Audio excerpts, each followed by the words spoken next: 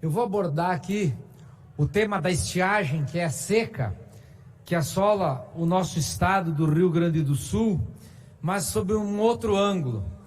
O ângulo de que, como muitas vezes, no momento certo, nós não tomamos as atitudes adequadas.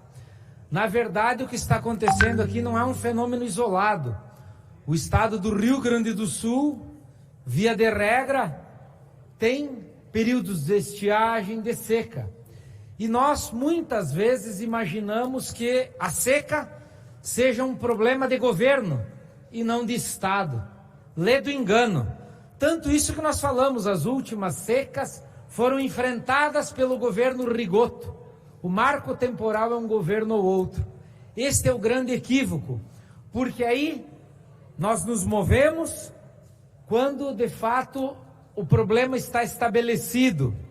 E poucas vezes se faz algo no sentido do planejamento para, de fato, enfrentar este que é um problema de Estado.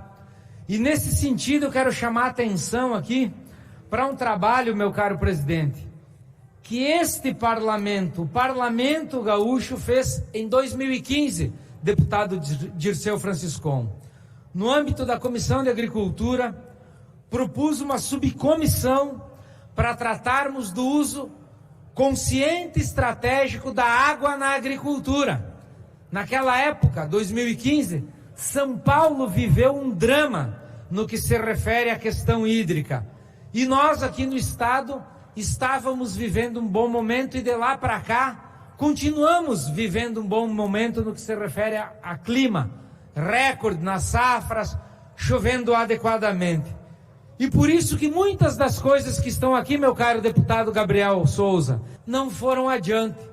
Trabalho feito, recomendações, sugestões, como por exemplo o armazenamento de água. A Corsan, uma empresa estatal que pode contribuir decisivamente nesse sentido. Aqui, estímulo à construção de cisternas, ao reuso da água. Nós ouvimos o embaixador de Israel, um país que não tem problema hídrico, porque lá não chove, tem soluções. Muito foi feito. E lastimavelmente, aqui eu faço meia-culpa do parlamento, do governo, dos lavoureiros, das entidades. Nada de concreto foi adiante, porque parece que nós esperamos pela catástrofe para agirmos. Agora é um corre-corre. A estiagem, repito, a seca não é um problema de governo, é um problema de Estado.